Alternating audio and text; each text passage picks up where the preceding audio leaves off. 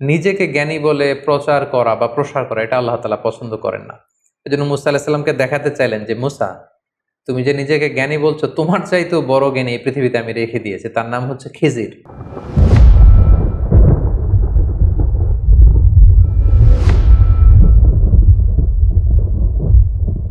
আসসালামু আলাইকুম ওয়া রাহমাতুল্লাহি ওয়া বারাকাতুহু। নাহমাদুহু ওয়া নুসাল্লি আলা রাসূলিহিল কারীম।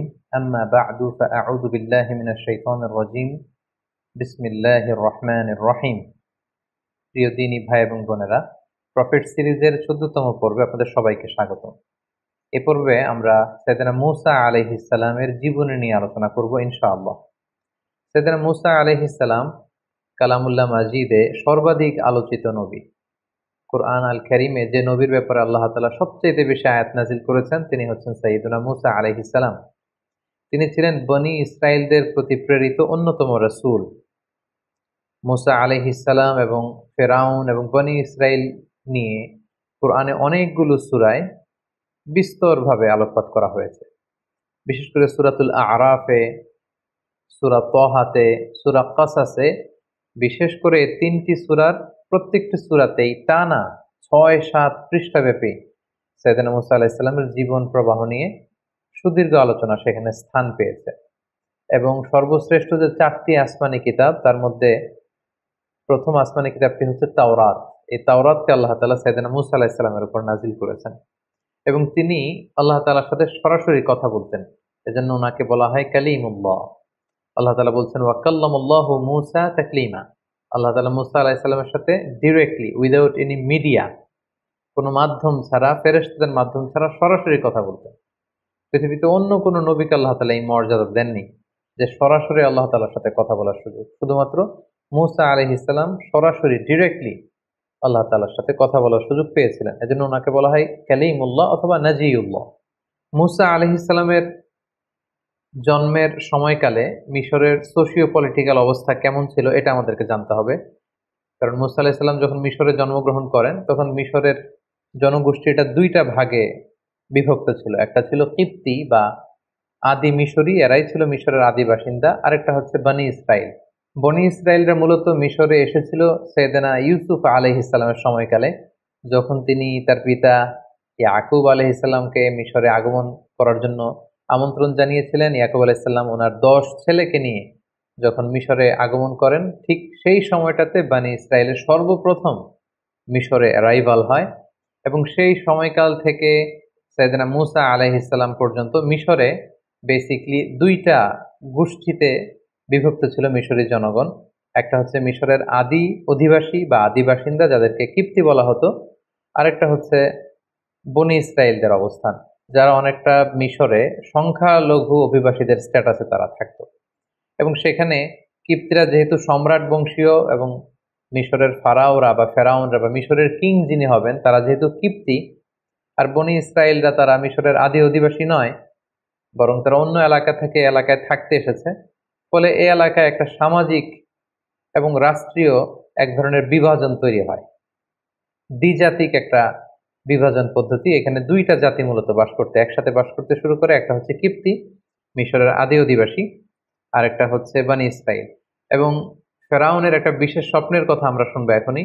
ফেরাউন একটি বিশেষ স্বপ্ন দেখে এবং এই স্বপ্ন দেখার পর থেকেই ফেরাউন বনী ইসরাইলদের উপর আরো চড়ে যায় এবং নানাভাবে বনী ইসরাইলদের উপর অত্যাচারের সর্বশেষ স্টিম রোলার সে তাদের উপর চালাতে থাকে। ফেরাউনের সে স্বপ্নটি ছিল, ফেরাউন একদিন স্বপ্নে দেখে যে বাইতুল মুকাদ্দাস থেকে একটা বিশাল আগুনের কুণ্ডলী এসে মিশরের রাজাদের যে রাজপ্রাসাদ, ফেরাউনের রাজপ্রাসাদ, এগুলোকে জ্বালিয়ে দিচ্ছে এবং মিশরের যে আদি অধিবাসী কিপ্তি তাদের ঘরগুলোকে জ্বালিয়ে দিচ্ছে। কিন্তু বাইতুল মুকাদ্দাস থেকে আসা সেই আগুনের কুণ্ডলী কোনো বনী ইসরাইলের ঘরেও যাচ্ছে না, বনী ইসরাইলদেরকে জ্বালাচ্ছে না। এই স্বপ্ন দেখে সে তো ঘুম থেকে জেগে উঠল। সে অবাক করা এই স্বপ্ন দেখে অত্যন্ত ভীত হয়ে গেল এবং মিশরের তৎকালীন বড় যারা স্বপ্নের ব্যাখ্যাকার তাদেরকে ডেকে পাঠালো। সবাইকে বললো যে আমি স্বপ্নে দেখেছি বাইতুল মুকাদ্দাস থেকে, ফিলিস্তিন থেকে আগুন এসে আমাদের রাজপ্রাসাদ জ্বালিয়ে দিচ্ছে, মিশরীদের ঘরবাড়ি জ্বলে যাচ্ছে, কিন্তু বনী ইসরাইলদের কিছু হচ্ছে না। এই স্বপ্নের ব্যাখ্যা কি? মিশরের তৎকালীন স্বপ্ন ব্যাখ্যাকারীরা তারা বলতে আরম্ভ করলো যে বনী ইসরাইলের মধ্যে থেকে অচিরেই এমন এক নবজাতক সন্তানের জন্ম হবে যে আপনার এই রাজপ্রাসাদকে তছনছ করে দিবে। এই ঘটনা শুনবার পর থেকে ফেরাউন খুব ভয় পেয়ে গেল এবং সে ঘোষণা দিল, আজ থেকে বনি ইসরায়েলের কোনো পুত্র সন্তানকে আমি বাঁচিয়ে রাখবো না। সব পুত্র সন্তানকে জবাই করা হবে, কেবলমাত্র বনি ইসরায়েলের যে কন্যা সন্তান হবে এদেরকে বাঁচিয়ে রাখা হবে এবং এদেরকে আমরা দাসী হিসেবে ইউজ করব। আল্লাহ তাআলা কোরআনের অনেক জায়গায় এই ব্যাপারটি উল্লেখ করেছেন, ইউযাব্বিহুনা আবনাআকুম ওয়া ইস্তাহইয়ুনা নিসাআকুম।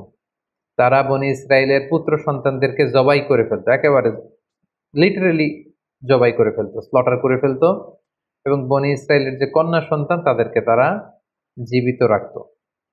ঠিক এরকম একটি ভয়ঙ্কর পরিস্থিতির মধ্য দিয়ে যখন বনি ইসরায়েলের কোনো ফ্যামিলিতে কোনো পুত্র সন্তান জন্মালেই তাকে মৃত্যুর মুখোমুখি হতে হয়, ঠিক ওই মুহূর্তে আল্লাহ তাআলা মূসা আলাইহিস সালামকে এই পৃথিবীতে পাঠালেন এবং এমনভাবে মূসা আলাইহিস সালামের মা ওনাকে পেটে ধারণ করেছেন যে আশেপাশের মানুষরা বুঝতে পারেনি, তিনি লুকিয়ে রেখেছিলেন এবং আল্লাহ তাআলার পক্ষ থেকে তার কাছে ওহী প্রেরণ করা হয়েছিল, যে ব্যাপারে আল্লাহ তাআলা সূরাতুল কসাসের মধ্যে বলছেন, ওয়া আওহাইনা ইলা উম্মি মূসা আন আরদিঈহি ফাইযা খিফতি আলাইহি ফাআলকিহি ফিল ইয়াম্মি ওয়ালা তাখাফি ওয়ালা তাহজানি। আল্লাহ তাআলা সাইয়েদনা মূসা আলাইহিস সালামের মাকে প্রত্যাদেশ করলেন যে, হে মূসার মা, অর্থাৎ মূসা আলাইহিস সালামের মায়ের হৃদয়ের ভেতরে আল্লাহ তাআলা এমন কিছু ঢেলে দিলেন যাতে করে তিনি বুঝতে পারলেন যে যখনই মূসা জন্মগ্রহণ করবে তাকে আমার সাথে রাখা যাবে না। আল্লাহ তাআলা বললেন, ফাআলকিহি ফিল ইয়াম্মি ওয়ালা তাখাফি ওয়ালা তাহজানি। হে মূসার মা, তুমি সিন্ধুকের মধ্যে মূসাকে ঢুকিয়ে তাকে নীল নদে নিক্ষেপ করে দাও, আর ভয় পেও না তুমি। ইন্না রাদ্দুহু ইলাইকি, আমি অচিরেই আমার বিশেষ কৌশলে মূসাকে, অর্থাৎ তোমার নবজাতক সন্তানকে তোমার কোলেই আমি ফিরিয়ে দিব। সুবহানাল্লাহ। এবং তাকে আমি রসুল বানাবো। ব্যাপারটি কেমন ছিল? তিনি কাঠ দিয়ে সিন্দুক বানালেন, মূসা আলাইহিস সালামকে ভাসিয়ে দিলেন এবং মূসা আলাইহিস সালামের বোনকে তার মা বললেন যে, তুমি নীল নদের পাশ দিয়ে হেঁটে যেতে থাকো এবং দেখো যে এই সিন্দুকটা কোথায় যায়। এই সিন্দুক যে ফেরাউনের বাড়ির যে নীল নদের ঘাট, সেখানে যে ভিড়ল, সেখানকার দাস দাসীরা সেটা পেয়ে বের করে ফেরাউনের স্ত্রী আসিয়া বিনতে মুজাহিমের হাতে দিল এবং আসিয়া খুলে দেখে যে ফুটফুটে একটা নবজাতক পুত্র সন্তান। এবং মূসা আলাইহিস সালামের চেহারায় ছোটবেলা থেকে আল্লাহ তাআলা এমন মায়া ঢেলে দিয়েছিলেন, তিনি বলছেন, ওয়া আলকাইতু আলাইকা মাহাব্বাতাম মিন্নি। হে মূসা, আমি আমার পক্ষ থেকে তোমার মধ্যে অনেক মহব্বত ঢেলে দিয়েছি, যেই তোমাকে দেখে সে পছন্দ করে ফেলে। তো আসিয়া বিনতে মুজাহিম যখন মূসা আলাইহিস সালামকে দেখলেন, ছোট্ট মূসা, তার চেহারার মধ্যে নূর ভাসছিল, আলোতে উদ্ভাসিত ছিল, তিনি পছন্দ করে ফেললেন এবং ফেরাউনকে বললেন যে, আমাদের যেহেতু সন্তান নেই, আমরা এটাকে লালন পালন করব। ফেরাউনও না করতে পারলেন না স্ত্রীর অনুরোধে। কিন্তু সমস্যা দেখা দিল তখন যখন এই নবজাতক সন্তান কাঁদতে শুরু করলো ক্ষুধায়। এই বাচ্চাকে কে দুধ খাওয়াবে? আসিয়ার তো তখন দুধ খাওয়ানোর সুযোগ নেই। তখন ধাত্রী নিয়ে আসা হলো যে দুধ খাওয়াবে, কিন্তু মূসা আলাইহিস সালাম কোনো ধাত্রীর স্তন টাচ করছিলেন না। যত মহিলাকে আনানো হয় রাজপ্রাসাদে দুধ খাওয়ানোর জন্য, তিনি কারো কাছ থেকে দুধ খাচ্ছেন না। দূর থেকে কিন্তু মূসা আলাইহিস সালামের বোন দূর থেকে পুরো ঘটনাটি পর্যবেক্ষণ করছিল। এই পরিস্থিতি দেখে সে রাজপ্রাসাদে যেয়ে বলল যে, আমার সন্ধানে এমন একজন ধাত্রী আছে, এই শিশু নিশ্চয়ই সে ধাত্রীর স্তন থেকে দুধ পান করবে। এবং এই কথা বলে মূসা আলাইহিস সালামের বোন তার মাকে ডেকে নিয়ে আসলো এবং ঠিকই মূসা আলাইহিস সালামের মা যখন মূসা আলাইহিস সালামকে কোলে নিলেন, সাথে সাথে শিশু মূসা তিনি হাসতে আরম্ভ করলেন এবং মায়ের স্তন থেকে দুধ খেতে আরম্ভ করলেন। কিন্তু ফেরাউন, আসিয়া সহকারে রাজপ্রাসাদের কেউই টের পেল না যে এটিই হচ্ছে এই নবজাতক সন্তানের প্রকৃত মাতা। আল্লাহ তাআলা বললেন, ওয়া হাররামনা আলাইহিল মারাদিআ মিন ক্বাবলু ফাকালাত হাল আদুল্লুকুম আলা আহলি বাইতি ইয়াকফুলুনাহু লাকুম ওয়া হুম লাহু নাসিহুন। পুরো বিষয়টি আল্লাহ তুলে ধরলেন এবং আল্লাহ তাআলা বললেন, ফারাদাদনাহু ইলা উম্মিহি কাই তাফাররা আইনুহা ওয়া লা তাহজান। আমি কৌশল করে মূসাকে তার মায়ের কোলে ফিরিয়ে দিলাম, যাতে তার মায়ের মনে আর দুশ্চিন্তা না হয়, তার মায়ের হৃদয়টা যেন ঠান্ডা হয়, চক্ষু যেন শীতল হয়, এই ব্যবস্থা আমি আল্লাহ তাআলা করে দিলাম। এটা বেসিকলি ছিল মূসা আলাইহিস সালামের প্রতি আল্লাহ তাআলার বিশেষ একটি নিয়ামত। এভাবে আল্লাহ তাআলার বিশেষ কৌশলে, আল্লাহ তাআলার বিশেষ প্ল্যানের অংশ হিসেবে ফেরাউনের শত্রু, ফেরাউনের নিজ রাজপ্রাসাদে রাজকীয় সম্মানে বড় হতে লাগলো। সাইয়েদনা মুসা আলাইহিস সালাম শৈশব পেরিয়ে কৈশোরে পদার্পণ করলেন, কৈশোর শেষে তিনি যৌবনে পদার্পণ করলেন এবং জীবনের প্রায় ৩০টি বছর তিনি ফেরাউনের রাজপ্রাসাদে থেকে তিনি বড় হলেন। মুসা আলাইহিস সালামের শৈশবকালের পর থেকে সুইচ করে আল্লাহ তাআলা ওনার যৌবনকালের একটি ঘটনা তিনি উল্লেখ করেছিলেন। তিনি রাস্তা দিয়ে একবার হাঁটছিলেন, হঠাৎ দেখলেন যে দুইজন লোক ঝগড়া করছে। ফাওয়াজাদা ফিহা রাজুলাইনি ইয়াকতাতিলান, একজন মিশরীয়, একজন বনী ইসরাঈলের। এখানে বেসিক্যালি অপরাধী ছিল ঝগড়ার মধ্যে, দুইজনের মধ্যে অপরাধী লোক ছিল হচ্ছে মিশরী লোকটি, আর বনী ইসরাঈলের লোকটি ছিল মাজদুম, নিরপরাধী। মুসা আলাইহিস সালাম দেখলেন তাই তো, এই লোকটা তো অপরাধ করছে। উনি যে থামতে বললেন, তারা থামছে না। সাইয়েদনা মুসা আলাইহিস সালাম আঘাত করলেন, একটা থাপ্পড় মারলেন মিশরীর গালে। তো তিনি আঘাত করেছিলেন লোকটাকে থামানোর জন্য, কিন্তু সাইয়েদনা মুসা আলাইহিস সালামের হাতে আল্লাহ তাআলা এত শক্তি দিয়েছেন যে ওই থাপ্পড় খেয়েই মুহূর্তের মধ্যে ওই মিশরী ওই জায়গাতেই মৃত্যুবরণ করে। সাইয়েদনা মুসা আলাইহিস সালাম ভয় পেয়ে গেলেন। দূর থেকে এক লোক এসে বলল যে, হে মুসা, তুমি তাড়াতাড়ি পালাও। ওয়াজাআ রাজুলুম মিন আকসাল মাদিনাতি ইয়াসআ ক্বালা ইয়া মুসা ইন্নাল মালাআ ইয়াতামিরুনা বিক লিয়াকতুলুকা ফাখরুজ ইন্নী লাকা মিনান নাসিহিন। সে এসে বলল, হে মুসা, তুমি পালাও, তোমাকে হত্যার জন্য ফেরাউনের আশেপাশের লোকজন, সভাসদ বর্গ তারা প্ল্যান করছে, তুমি বাঁচতে চাইলে এলাকা থেকে পালিয়ে যাও। সাইয়েদনা মুসা আলাইহিস সালাম এখান থেকে চলে গেলেন এবং মিশর ছেড়ে তিনি যেতে যেতে মাদিয়ান সীমান্তে চলে আসলেন।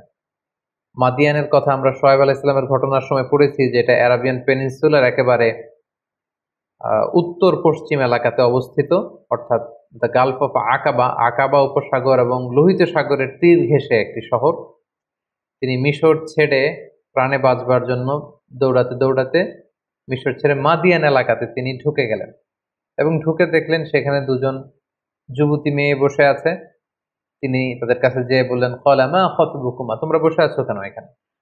তারা বলল, আমরা একজন বৃদ্ধ মানুষের দুজন কন্যা, আমরা ছাগলকে পানি পান করাতে এসেছি, কিন্তু এলাকার লোকেরা তারা ভিড় করছে, পানি পান করাচ্ছে, ফলে আমরা তাদেরকে ভিড় ঠেলে যে আমাদের ছাগলগুলোকে যে পানি পান করবো আমাদের সামর্থ্য নেই। সাইয়েদনা মুসা আলাইহিস সালাম নিজে দায়িত্ব নিয়ে এই দুজন যুবতী মেয়ের সাথে যে ছাগলগুলো ছিল এগুলোকে পানি পান করিয়ে দিল এবং তিনি আল্লাহ তাআলার কাছে দোয়া করতে লাগলেন যে, হে আল্লাহ, কোন এলাকাতে আমি আসলাম, এখানে কোথায় যাব? আমার ঘর নেই, আমার বাড়ি নেই, আমাকে আশ্রয় দেওয়ার কেউ নেই। তিনি যখন আল্লাহ তাআলার কাছে কায়মনো বাক্যে দোয়া করছিলেন, এই দুইজন যুবতী যে বাড়িতে তাদের পিতার কাছে সবকিছু খুলে বললেন। কোন কোন মুফাসসিরিন একরাম বলেছেন যে উনিই হচ্ছেন শুআয়ব আলাইহিস সালাম, কেউ কেউ বলেছেন না, তিনি শুআয়ব আলাইহিস সালাম নন, তিনি ছিলেন আল্লাহ তাআলার একজন প্রিয় ভাজন বান্দা। এবং তারা যখন এই কথা বলল, ওই বৃদ্ধ লোকটি বললেন, তাহলে সেই যুবককে ডেকে আনো, তাকে তো ধন্যবাদ দেওয়া দরকার। তাদের একজন মেয়ে সাইয়েদনা মুসা আলাইহিস সালামের কাছে যেয়ে বললেন, আমাদের পিতা আপনাকে ডেকে পাঠিয়েছে, চলুন। সাইয়েদনা মুসা আলাইহিস সালাম গেলেন এবং যাওয়ার পরে সেই ব্যক্তিটি সাইয়েদনা মুসা আলাইহিস সালামকে ধন্যবাদ দিলেন এবং বললেন, তোমার ঘটনাটি আমাকে খুলে বলো, তাহলে আমি তোমাকে কিছু উপদেশ দিতে পারি। সাইয়েদনা মুসা আলাইহিস সালাম পুরো ব্যাপারটি খুলে বললেন যে এমন এমন ঘটনা, আমি জালেমদের কবল থেকে পালিয়ে এসেছি। তিনি বললেন যে, নাজাউতা মিনাল কওমিজ জালিমিন, তুমি তো বেঁচে এসেছো। তো মুসা আলাইহিস সালাম খুব শক্তিশালী ছিলেন এবং এই বৃদ্ধ লোকের কন্যাদের সাথে যখন কথা বলছিলেন, তিনি তাদের চেহারার দিকে না তাকিয়ে নিচের দিকে তাকিয়েছিলেন। এগুলো যখন মেয়েগুলো তাদের বাবাকে বলছিল, হঠাৎ করে একটা মেয়ে বলল যে, ইয়া আবা তিস্তাজিরহু, বাবা, আমাদের তো একজন কাজের লোকের দরকার, আমরা মেয়ে হয়ে কিভাবে ছাগলগুলো নিয়ে পানি পান করাবো? আপনি একটা কাজ করেন, এই যুবককে আমাদের ঘরের বিভিন্ন কাজ করবার জন্য, ছাগলগুলোকে দেখভাল করার জন্য তাকে রেখে দেন, টাকার বিনিময়ে, অর্থের বিনিময়ে রেখে দেন। ইন্না খয়রা মান ইস্তাজারতাল কবিয়ুল আমিন, হে বাবা, এমন লোককে আমাদের ঘরের অ্যাসিস্ট্যান্ট হিসেবে রাখা দরকার যে শক্তিশালী এবং নিরাপদ, বিশ্বস্ত। এবং এই ভিনদেশী যুবকের মধ্যে আমরা দুই বোন, এই দুটো গুণই পেয়েছি। একে তো সে শক্তিশালী, সে সবাইকে ঠেলে আমাদের ছাগলগুলোকে পানি পান করিয়ে দিতে পেরেছে, এবং সে বিশ্বস্ত, সে আমাদের অনেক সম্মান করেছে, রেসপেক্ট করেছে, এবং সে আমাদের দিকে চোখ তুলে তাকায়। তখন বৃদ্ধ লোকটি সাইয়েদনা মুসা আলাইহিস সালামকে প্রপোজাল দিলেন।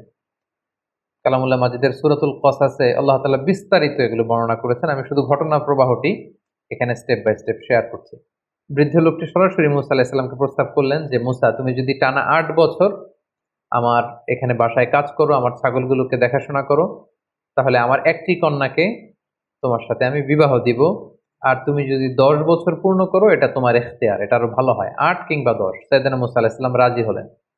এই লম্বা 8টি বছর বা 10টি বছর সাইয়েদনা মুসা আলাইহিস সালাম নিজ এলাকা ছেড়ে, নিজ জন্মভূমি মিশর ছেড়ে তিনি মাদিয়ানে কাটালেন। আসলে শুধুমাত্র মুসা আলাইহিস সালামের জীবনেই যে এই সংগ্রাম এসেছিল এমনটি নয়, বরং আল্লাহ তাআলা প্রেরিত প্রতিটি নবীর জীবনই ছিল কিন্তু এরকম সংগ্রামে পরিপূর্ণ। তাদের প্রত্যেকেই তারা মরুভূমিতে মেষ চড়িয়েছেন, অনেককে তাদের এলাকা ত্যাগ করতে হয়েছিল, হিজরত করতে হয়েছে, বাতিলের বিরুদ্ধে তাগুতের বিরুদ্ধে লড়াই করতে হয়েছে, এবং নানা সময় তারা স্বজাতির লোকজন বা নিজের উম্মতের বিরোধিতার সম্মুখীন হয়েছেন। সাইয়েদনা মুসা আলাইহিস সালাম প্রায় 10টি বছর মাদিয়ানে সময় কাটালেন। সেই বৃদ্ধ লোকের একটি কন্যার সাথে বিবাহ বন্ধনে আবদ্ধ হলেন। কোনো কোনো বর্ণনা মতে তার 2জন সন্তান হয়েছিল, এবং তৃতীয় সন্তান যখন তার স্ত্রীর পেটে, তখন তিনি সেই বৃদ্ধের কাছ থেকে, অর্থাৎ ওনার শ্বশুরের কাছ থেকে, যেটা কোনো কোনো বর্ণনা মতে শোয়েব আলাইহিস সালাম ছিলেন, ওনার কাছ থেকে বিদায় নিয়ে এবার তিনি নিজ জন্মভূমি মিশরে ফিরে যাবেন। যেহেতু মাদিয়ান তো ওনার নিজের এলাকা নয়, তিনি যখন মিশরে ফিরে যাবেন কিছু ছাগল নিয়ে, তার স্ত্রীকে নিয়ে, সন্তানদেরকে নিয়ে, কিছু দাস দাসী নিয়ে, তিনি যখন মাদিয়ান থেকে মিশরে ফিরে যাচ্ছেন, তুর পাহাড়ের কাছাকাছি কোনো একটি এলাকাতে যখন তিনি আসলেন, প্রচন্ড শীত ছিল, ওনার স্ত্রী গর্ভবতী, প্রেগনেন্ট, এবং প্রেগনেন্সির পেইন উঠেছে ওনার স্ত্রীর, প্রচন্ড ঠান্ডা এবং অন্ধকার, এবং তিনি ফিল করছেন যে সাধারণ যে রাস্তা, কাফেলা যে রাস্তায় চলে, তিনি ভুল করে রাতের বেলা ওই রাস্তা হারিয়ে হয়তো অন্য কোনো রাস্তায় চলে এসেছেন। হঠাৎ তিনি খেয়াল করলেন দূরে আগুন দেখা যায়। ফাকালা লিআহলিহিম কুসু ইন্নী আনাস্তু নারান লাআল্লি আতীকুম মিনহা বিকবাস আও আজিদু আলান নারি হুদা। তিনি বললেন যে আমার মনে হয় আমরা রাস্তা হারিয়ে ফেলেছি, আর প্রচন্ড ঠান্ডা, একটা কাজ করো, তোমরা সবাই এইখানে কাফেলাকে থামাও, স্টপ, এখানে বসো, বিশ্রাম নাও। ওই যে দূরে আগুন দেখা যায়, আমার মনে হয় কেউ আগুন পোহাচ্ছে, অথবা ওইখানে কোনো একটা কাফেলা আছে। আমি যাই, ওখান থেকে লাকড়ি দিয়ে আগুন নিয়ে আসি, এবং রাস্তাটা ঠিক আছে কিনা এটা একটু ক্রস চেক করে আসি, জিজ্ঞেস করে আসি। সাইয়েদনা মুসা আলাইহিস সালাম ওখানে গেলেন, কিন্তু যে অবাক হলেন, দেখলেন যে একটা গাছের ভেতর থেকে আগুন জ্বলছে, কিন্তু গাছের পাতা জ্বলে না, ডালপালা জ্বলে না, কিছুই জ্বলে না, দাউ দাউ করে আগুন জ্বলছে। কিন্তু সেই আগুনটা পৃথিবীর অন্যান্য আগুনের মতো না, একটু ভিন্ন ধরনের একটা আগুনের মতো, এবং আগুনের ভেতর থেকে একটা সাউন্ড আসলো। তিনি প্রথমে ভেবেছিলেন মানুষরা বসে হয়তো আগুন পোহাচ্ছে, কিন্তু যে দেখেন কোনো মানুষ নেই, একটা অদ্ভুত কাণ্ড, গাছের ভেতরে আগুন জ্বলছে। হঠাৎ সেখান থেকে একটা আওয়াজ আসলো, আওয়াজটা হচ্ছে ইন্নি আনা রব্বুক, মানে আমি তোমার প্রভু, আই এম ইউর লর্ড, ফাখলানা আলাইক, মুসা তোমার জুতা খোলো, শুজ অফ, ইন্নাকা বিল ওয়াদিল মুকাদ্দাসি তুয়া, হে মুসা তুমি একটা পবিত্র উপত্যকায়, ভ্যালিতে এসেছো, যেটার নাম হচ্ছে তুয়া। ওয়া আনা আখতারতুকা ফাসতামি' লিমা ইউহা, আর আমি তোমাকে নবী হিসেবে অ্যাসাইন করলাম জাস্ট নাও, এখন থেকে তুমি নবী। এখন আমি তোমাকে কিছু প্রত্যাদেশ দিব, আমি কি বলছি মনোযোগ দিয়ে শোনো। প্রথম যে আল্লাহ প্রত্যাদেশ দিলেন সেটা হচ্ছে ইন্নানি আনাল্লাহ লা ইলাহা ইল্লা আনা ফা'বুদনি, অর্থাৎ হে মুসা আমি হচ্ছি আল্লাহ, আমি ছাড়া কোনো ইলাহ নেই, আমার ইবাদত করো। তাহলে প্রথম প্রত্যাদেশ হচ্ছে এক আল্লাহর ইবাদত করা, তাওহীদের বাণী। 2 নম্বর প্রত্যাদেশ হচ্ছে ওয়া আকিমিস সালাতা লিযিকরি, হে মুসা আমার স্মরণে সালাত কায়েম করো। এরপরে আল্লাহ তাআলা আখিরাতের কথা বললেন যে ইন্নাস সাআতা আতিয়াতুন আকাদু উখফিহা লিতুজজা কুল্লু নাফসিন বিমা তাসআ, আর কিয়ামত হবেই হবে। আখিরাত বলে একটা কথা আছে, এই দুনিয়াতে যে মানুষ যারাই যা করেছে তার প্রতিটি কাজের প্রতিদান তারা সেদিন পাবে। তাহলে তিনি তাওহীদের কথা বললেন, একত্ববাদের কথা বললেন, তিনি ইবাদতের পদ্ধতি বাতলে দিলেন, এবং আখিরাত বলে যে একটা কথা আছে, দ্য কনসেপ্ট অফ আখিরা, এগুলো বললেন। এগুলো বলে তিনি বললেন যে যাও মুসা, তুমি যে দাওয়াত দাও। মুসা আলাইহিস সালাম ভয় পেয়ে গেলেন, তিনি ভাবলেন যে আমি কি এখন এগুলো নিয়ে দাওয়াত দিতে পারবো? আল্লাহ তাআলা সাইয়েদনা মুসা আলাইহিস সালামকে শুধু মেসেজ দিয়ে ছেড়ে দেন যে যাও তুমি নবী, এই কথাগুলো পৌঁছে দাও, না। আল্লাহ তাআলা আমরা জানি যে নবীদেরকে মুআজিজা দিয়ে থাকেন, এবার আল্লাহ তাআলা সাইয়েদনা মুসা আলাইহিস সালামকে দুইটা মুআজিজা দিবেন। আল্লাহ তাআলা জিজ্ঞেস করলেন, ওমা তিলকা বিয়ামিনিকা ইয়া মুসা, মুসা তোমার ডান হাতে কি? ক্বালা হিয়া আসায়া, তিনি বললেন এটা লাঠি, এটা দিয়ে আমি অনেক কাজ করি। আল্লাহ বললেন লাঠিটা ফেলো তো। মুসা আলাইহিস সালাম লাঠিটা ফেললেন, মুহূর্তের মধ্যে ফাইযা হিয়া হাইয়াতুন তাসআ, এটা একটা সাপ হয়ে গেল। মুসা আলাইহিস সালাম থেকে ভয় পেয়ে গেলেন। আল্লাহ বললেন খুদহা ওয়ালা তাখাফ, মুসা ভয় পেও না, সানুঈদুহা সিরাতাহাল উলা, এটা তুমি ধরার সাথে সাথেই আগের মতো করে লাঠি হয়ে যাবে। তিনি ধরলেন এবং দেখতে পেলেন মুহূর্তের মধ্যে সেটা লাঠি হয়ে গিয়েছে। সুবহানাল্লাহ। এটা ছিল এক নম্বর মুআজিজা। দুই নম্বর মুআজিজা হচ্ছে আল্লাহ বললেন যে ওয়াদমুম ইয়াদাকা ইলা জানাহিকা তাখরুজ বাইদা মিন গায়রি সু, হে মুসা তোমার বগলের ভেতর থেকে বা পকেট থেকে তোমার হাতটাকে এরকম বের করো, দেখবে যে তোমার হাতের মধ্যে জ্বলজ্বলে আভা। সাইয়েদনা মুসা আলাইহিস সালাম আল্লাহ তাআলার আদেশের সাথে সাথে হাতটা এরকম বের করলেন। বের করার সাথে সাথে তিনি দেখতে পেলেন যে হাতের ভেতর থেকে জ্বলজ্বলে আলোকচ্ছটা বেরোচ্ছে। আল্লাহ বললেন যাও, এই দুইটা জিনিস দিলাম, লাঠি ফেললে সাপ হয়ে যাবে, হাত দেখালে এখান থেকে ফোকাস যাবে, নূর, আলো যাবে। এই দুটা দিয়ে তুমি তোমার নবুয়তের প্রমাণ দিবে। ইযহাব, যাও মুসা, ইলা ফিরআউনা ইন্নাহু তাগা, ফিরআউনের কাছে যাও, ফিরআউন তো অবাধ্য হয়েছে, তাকে যে দিনের দাওয়াত দাও। আল্লাহ তাআলা যখন আদেশ করলেন যে মুসা তুমি ফিরআউনের কাছে যাও, এই দাওয়াতগুলো পৌঁছে দাও, তিনি বললেন যে আল্লাহ আমার মুখের জড়তার কারণে আমি সুস্পষ্ট ভাষায় কথাগুলো পৌঁছাতে পারি না, আমার ভাই হারুনকে আপনি নবী বানিয়ে দেন। আল্লাহ তাআলা কবুল করলেন, হারুন আলাইহিস সালামকেও তিনি নবুয়ত দান করলেন। এবার দুই ভাইকে একসাথে অর্ডার করলেন যে ইযহাবা ইলা ফিরআউনা ইন্নাহু তাগা। এতক্ষণ বলেছিলেন মুসা যাও, এখন বললেন যে দুইজন যাও, মুসাও যাও হারুনও যাও, অবাধ্য ফেরাউনকে দাওয়াত দাও।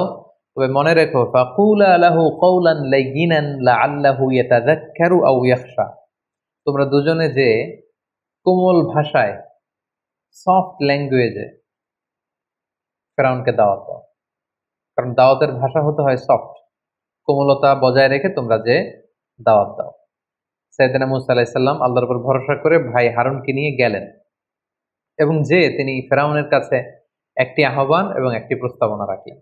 আহ্বানটি ছিল যে এ ফেরাউন, আমাকে এবং আমার ভাইকে আল্লাহ তাআলা নবী বানিয়ে পাঠিয়েছেন, আমরা আল্লাহর পক্ষ থেকে রসুল হয়ে এসেছি, আমাদেরকে রসুল মানো আর আল্লাহ তাআলাকে এক রব বা ইলাহ হিসেবে মেনে নাও। এটা ছিল আহ্বান। আর প্রস্তাবনা ছিল তুমি যেহেতু বনি ইসরায়েলের উপর অত্যাচার করছো, তুমি বনি ইসরায়েলদেরকে মুক্ত করে আমাদের সাথে দিয়ে দাও। এটা কেমন যেন একটা পুরো বনি ইসরায়েলের জাতিগোষ্ঠীর জন্য একটা ইমানি আন্দোলন বা স্বাধীনতা আন্দোলন, বনি ইসরায়েলদেরকে মুক্ত করার আন্দোলন।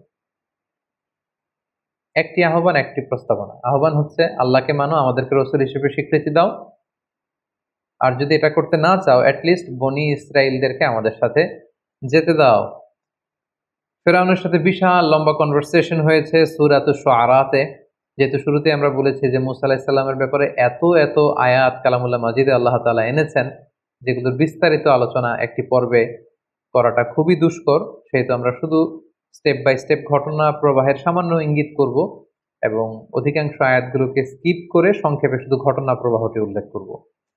সাইয়েদনা মুসা আলাইহিস সালামের সাথে ফেরাউনের লম্বা কনভারসেশন হয়।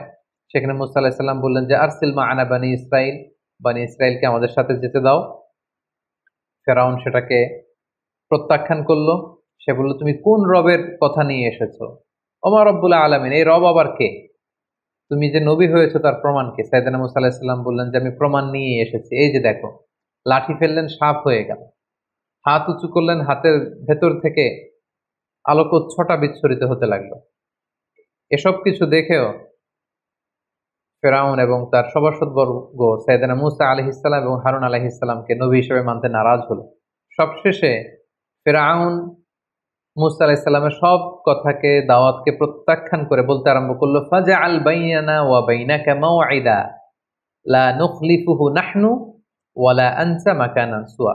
মুসা, এত কিছুর শোনার দরকার নাই, তুমি যদি আমার সাথে কনফ্লিক্টে জড়াতে চাও, তুমি কি মুআজিজা নিয়ে এসেছো দেখি। আমি তো এটাকে মুআজিজা মনে করি না, আমি মনে করি জাদু। দেখি, আমার জাদুকরদেরকেও ডাকবো, তুমিও তোমার এই জাদু নিয়ে আসো, দেখি কে জিতে। তুমি একটা ডেট দাও, অ্যাপয়েন্টমেন্ট দাও, যেদিন আমিও আসবো তুমিও আসবে, সেদিন সবচেয়ে বড় খেলা হবে, তুমি আসো। ক্বালা মাউঈদুকুম ইয়াউমুজ যিনাতি ওয়া আন ইউহশারান নাসু দুহা। সাইয়েদনা মূসা আলাইহিস সালাম বললেন, ঠিক আছে, সামনের যে আমাদের ফেস্টিভ্যাল আছে, উৎসবের দিন, সেদিন আসো। এবং দুপুর বেলায়, যেদিন একেবারে ভেরি সানি ডে, আলোকোজ্জ্বল একটা দিন, সেদিন আমিও আসবো, তুমিও জাদুকরদের নিয়ে আসো। সেদিন মূসা আলাইহিস সালামের এই কথা শুনে ফেরাউন রাজি হলো, এবং ফেরাউন মিশরের বিভিন্ন শহরে বড় বড় জাদুকরদেরকে একসাথে একত্রিত হওয়ার জন্য বলল, এবং ফেরাউন তাদেরকে আশ্বস্ত করলো, যদি তোমরা মূসার উপরে তাকে হারিয়ে বিজয় লাভ করতে পারো, অনেক সম্মান তোমাদের হবে, আমার খুব কাছে চলে আসতে পারবে, অনেক উপঢৌকন, টাকা পয়সা, সম্মান, খ্যাতি সব তোমাদেরকে আমি দান করব, কিন্তু শর্ত হচ্ছে মূসাকে হারাতে হবে। উৎসবের দিন মিশরে সব মানুষ একত্রিত হলো, ফেরাউন আসলো, সেদিন মূসা আলাইহিস সালাম আসলেন, জাদুকররা আসলো। জাদুকররা এসে বলল, ক্বালু ইয়া মূসা, হে মূসা, ইম্মা আন তুলকিয়া ওয়া ইম্মা আন নাকুনা নাহনুল মুলকিন। আপনি জাদু আগে ফেলবেন না আমরা ফেলবো? মূসা আলাইহিস সালাম বললেন, তোমরা ফেলো। তারা ফেলতে আরম্ভ করলো। তাদের কারো কারো জাদুর ফলে বাঘ তৈরি হলো, সিংহ তৈরি হলো, ভাল্লুক তৈরি হলো, হাতি তৈরি হলো। এবার মূসা আলাইহিস সালাম বলল যে, আমি আমার মুআজিজা কি প্রদর্শন করব? তারা বলল, হ্যাঁ, আপনি প্রদর্শন করুন। সেদিন মূসা আলাইহিস সালাম তখন ওনার হাতের লাঠিটা শুধু ফেললেন, এবং আল্লাহু আকবার, লাঠি ফেলার সাথে সাথে হাইয়াতান তাসআ, বিশাল এক সাপ হয়ে গিয়েছে। এবং এই মুআজিজা বিশিষ্ট সাপ সেই জাদুর বাঘ, ভাল্লুক, সিংহ যত কিছু ছিল সবকিছুকে খেয়ে ফেরাউনের সামনে এরকম হাঁ করে আছে। এবং এই দৃশ্য দেখে জাদুকররা তো অবাক, কারণ কোনটা জাদু এটা জাদুকররা খুব ভালো করেই জানে। তারা বুঝতে পেরেছে যে এটা আসলে জাদু নয়, এটা মুআজিজা ছাড়া অন্য কিছু নয়, এবং এই ব্যক্তি আল্লাহ তাআলার পক্ষ থেকে প্রেরিত রাসূল ছাড়া অন্য কেউ নন। ফাউলকিয়া সাহারাতু সাজিদিন, সব জাদুকররা সিজদায় লুটিয়ে পড়ল, এবং তারা বলল যে আমরা ঈমান আনলাম। ফেরাউন তো রেগে গেল। ফেরাউন বলল যে, আমার অনুমতি দেওয়ার আগেই তোমরা সারেন্ডার করে ফেললে, তোমাদের প্রত্যেককে আমি হত্যা করব। তোমাদের ডান হাত বাম পা, বা হাত ডান পা, এভাবে করে কাটবো। ফেরাউনের এই শাস্তির কথা শুনেও জাদুকররা মোটেও বিচলিত না হয়ে তারা বলল যে, ক্বালু লা দাইর, কোনো সমস্যা নেই, আপনি যত শাস্তি আমাদেরকে দেন না কেন, ইন্না ইলা রাব্বিনা মুনকালিবুন, আমরা তো আমাদের রবের দিকেই ফিরে যাব, সো আমরা এটাকে ভয় করি না। হাজারো হাজারো মানুষের সামনে এই জাদুকরগুলো সেজদায় লুটিয়ে পড়ল, এবং মূসা আলাইহিস সালাম যে আল্লাহ তাআলার প্রেরিত রাসূল এটার ঘোষণা দিল, এবং এক আল্লাহকে ইলাহ হিসেবে তারা মেনে নিল। মূসা এবং হারুন আলাইহিস সালামের বিজয়ের সংবাদ যখন শোনানো হলো, তখন ফেরাউনের স্ত্রী আসিয়া সেখানে ঈমান আনয়ন করলেন, এবং ফেরাউন এই দৃশ্য দেখে সহ্য করতে না পেরে খুব নির্মমভাবে তার স্ত্রী আসিয়াকে সেখানে হত্যা করেছে। এবং মৃত্যুর পূর্ব মুহূর্তে খুব করুণ ভাষায়, খুব কাতর কণ্ঠে তার প্রভুর কাছে যে দোয়া করেছিলেন, সে দোয়াটা আল্লাহ তাআলা সূরাতুত তাহরিমে উল্লেখ করেছেন। তিনি বলেছিলেন যে, রব্বি বিনি লি ইনদাকা বাইতান ফিল জান্নাহ, হে আল্লাহ, জান্নাতে আপনার কাছে করে আমাকে একটা ঘর বানিয়ে দিয়েন। ওয়া নাজ্জিনি মিন ফিরআউন, আপনি ফেরাউনের এই কাজ থেকে আমাকে বাঁচান, জুলুম থেকে বাঁচান। ওয়া নাজ্জিনি মিনাল কওমিজ যালিমিন, এই জালেমদের থেকে বাঁচান। আল্লাহ তাআলা সাইয়েদনা জিবরাইল আলাইহিস সালামকে বললেন, যাও আসিয়ার সামনে জান্নাতের দৃশ্যটাকে তুলে ধরো। এবং আসিয়া যখন মৃত্যুবরণ করছিলেন, তিনি জান্নাতের দৃশ্যটা, জান্নাতের নাজ নেয়ামত, সৌন্দর্য দেখে দেখে এই পৃথিবী থেকে বিদায় নিয়েছিলেন। আল্লাহু আকবার। খুব সংক্ষেপে আমরা এই ব্যাপারটি এখানে শেষ করলাম। ফেরাউন তখন পুরো মিশরের জনগণকে ভয় দেখানোর জন্য থ্রেট দিল। ফাহাশারা ফানাদা, সবাইকে জড়ো করে সে থ্রেট দিয়ে বলল যে, আনা রব্বুকুমুল আ'লা, যে আমি তোমাদের বড় প্রভু। এবং সে বলল, মা আলিমতু লাকুম মিন ইলাহিন গায়রি, আমি ছাড়া এই পৃথিবীতে আরো কোনো রব থাকতে পারে, উপাস্য থাকতে পারে, সেটা তো আমি জানিই না। সাইয়েদনা মূসা আলাইহিস সালামের দাওয়াতকে যখন ফেরাউন প্রত্যাখ্যান করলো, আল্লাহ তাআলা ফেরাউন এবং তার গোষ্ঠীর মধ্যে নানা ধরনের শাস্তি চাপিয়ে দিলেন। সূরাতুল আ'রাফের বিভিন্ন আয়াতে আল্লাহ তাআলা এটা উল্লেখ করেছেন। কখনো আল্লাহ তাআলা ফেরাউন এবং তার জাতিগোষ্ঠীকে দুর্ভিক্ষ দিয়ে শায়েস্তা করেছেন, কখনো তাদের মিশরের ফসলগুলোকে নষ্ট করে আল্লাহ তাআলা শায়েস্তা করেছেন। ফাআরসালনা আলাইহিমুত তুফান, কখনো তুফান পাঠিয়েছেন। ওয়াল জারাদ, পঙ্গপাল পাঠিয়েছেন। ওয়াল কুম্মাল, উকুন পাঠিয়েছেন। ওয়াদ দাফাদিআ, ব্যাঙ পাঠিয়েছেন। ওয়াদ দাম, রক্ত পাঠিয়েছেন। এগুলো দিয়ে আল্লাহ তাআলা ফেরাউনকে এবং ফেরাউনের জাতিগোষ্ঠী মিশরীয়দেরকে তিনি শাস্তি দিয়েছেন। এবং প্রত্যেকটা শাস্তি যখন মারাত্মক আকার ধারণ করত, ফেরাউনের লোকজন যে মুসা আলাইহিস সালামকে বলতো যে মুসা তুমি আল্লাহর কাছে দোয়া করো, আল্লাহ যদি এই শাস্তি থেকে আমাদের বাঁচায়, আমরা হয় ঈমান আনবো নতুবা বনী ইসরাইলকে তোমার সাথে চলে যেতে দিব। কিন্তু তার কোনোটাই তারা করেনি। মুসা আলাইহিস সালাম প্রত্যেকবার দোয়া করতেন, আল্লাহ তাআলা ওনার দোয়ার বরকতে শাস্তি তুলে নিতেন, কিন্তু আবার তারা আগের মতোই অবাধ্যতা, পাপাচার, অনাচার সেই রাস্তায় তারা আবার ফিরে যেত। এভাবে একের পর এক আল্লাহ তাআলা তাদের উপর শাস্তি পাঠাতে লাগলেন, এবং শাস্তি যখন মারাত্মক আকার ধারণ করে তারা মুসা আলাইহিস সালামের দ্বারস্থ হয়। আল্লাহ যখন কোম্মাল দিয়ে শাস্তি দিলেন, মানে উকুন দিয়ে তাদের হাতে, পায়ে, গায়ে, চুলে, দাড়িতে সব জায়গায় শুধু উকুন আর উকুন। আল্লাহ যখন তাদেরকে ব্যাঙ দিয়ে শাস্তি দিলেন, তাদের ঘরে, রাস্তায়, যে কোনো জায়গায় তারা শুধু ব্যাঙের লাফালাফি দেখতে লাগলো। দাম, রক্ত দিয়ে যখন আল্লাহ তাআলা শাস্তি দিলেন, তারা যখন কোনো কিছু রান্না করতো সেটা রক্ত হয়ে যেত। তারা যখন পানি আনতো এ পানিটা রক্তে রূপান্তরিত হতো। তাদের জীবনটা দুর্বিষহ হয়ে উঠল। তারা সর্বশেষ যে মুসা আলাইহিস সালামকে বলল যে এইবার তুমি আল্লাহ তাআলার কাছে দোয়া করো, আল্লাহ যেন এই গজব, এই আযাব, এই শাস্তি আমাদের থেকে উঠিয়ে নেন, এরপরে আমরা আর কখনো এই পাপাচারিতা করব না এবং বনী ইসরাইলকে তোমার সাথে যেতে দিব। সেদিন মুসা আলাইহিস সালাম দোয়া করলেন যে আল্লাহ এই গজব আপনি উঠিয়ে নেন। এই গজব উঠিয়ে নেওয়ার পরে তাদের অবাধ্যতা আরো বেড়ে গেল। আল্লাহর নবী মুসা আলাইহিস সালাম ফেরাউনকে বারবার দাওয়াত দেওয়ার পরেও ফেরাউন যখন সত্যের পথকে গ্রহণ করলো না এবং বনী ইসরাইলকেও মুসা আলাইহিস সালামের সাথে যেতে দিল না, তখন আল্লাহ তাআলা সরাসরি প্রত্যাদেশ করলেন যে ফাআসরি বিইবাদি লাইলান ইন্নাকুম মুত্তাবাউন, হে মুসা আর কাল বিলম্ব করবার দরকার নেই, আজ রাতেই তুমি বনী ইসরাইলকে নিয়ে লোহিত সাগরের দিকে রওনা হয়ে যাও। তোমরা সেই পথ দিয়ে বাইতুল মুকাদ্দাসের দিকে যাবে। এবং যেতে যেতে ওনারা দেখলেন যে সামনে বিশাল সাগর। বনী ইসরাইলের সবাই তো আফসোস এবং আক্ষেপ শুরু করে দিল যে আমরা তো এখন বাঁচার উপায় নেই, কারণ পেছন থেকে তো ফেরাউন তারা চেস করছে, ধরবার জন্য চেষ্টা করছে। আল্লাহ তাআলা বললেন যে মুসা তুমি চিন্তা করো না, তোমার লাঠি ফেলো। মুসা আলাইহিস সালাম লাঠি ফেললেন, সাগরের পানিকে তিনি দ্বিখণ্ডিত করে দুই দিকে পানি পাহাড়ের মতো উঁচু হয়ে গেল এবং মাঝখান দিয়ে রাস্তা হয়ে গেল। আল্লাহ তাআলা বললেন আনিদ্রিব বিআসাকাল বাহার, লাঠি দিয়ে একটা বাড়ি মারো। ফানফালাকা, দুই ভাগ হয়ে গেল। ফাকানা কুল্লু ফিরকিন কাত্তাউদিল আযীম, পানিটা দুই ভাগ হয়ে বিশাল পাহাড়ের মতো এরকম ঠায় দাঁড়িয়ে রইল, আর মাঝখানে রাস্তা। সুবহানাল্লাহি বিহামদিহি। বনী ইসরাইল এই দৃশ্য অবলোকন করলো মুসা আলাইহিস সালামের সাথে করে, পুরো লোহিত সাগর, রেড সি ওনারা ক্রস করে ওই পারে চলে গেল। এবার যদি মুসা আলাইহিস সালাম লাঠি আবার তুলে নেয় তাহলে এই রাস্তা পানিতে বিলীন হয়ে যাবে। আল্লাহ বললেন না, এই রাস্তা সরানো যাবে না, কারণ এখনই ফেরাউনের বাহিনী এই সুন্দর রাস্তা দেখে তারাও নেমে পড়বে সাগরে। ওয়াতরুকিল বাহরা রাহওয়া, সাগর যেরকম আছে এরকম থাকতে দাও মুসা। ইন্নাহুম জুনদুম মুগরাকুন, ওরা ডুববে। ফেরাউন যখন তার সৈন্য সামন্ত নিয়ে সাগরের মাঝখানের যে রাস্তা তৈরি হয়েছিল এই রাস্তার মাঝখানে চলে আসলো, আল্লাহ তাআলা বললেন এবার লাঠি তোলো। মুসা আলাইহিস সালাম লাঠি উঠিয়ে নিলেন। মুহূর্তের মধ্যে লোহিত সাগরের বিশাল ঢেউ এসে ফেরাউনকে তার সদল বলে সলিল সমাধি করে দেয়া হলো।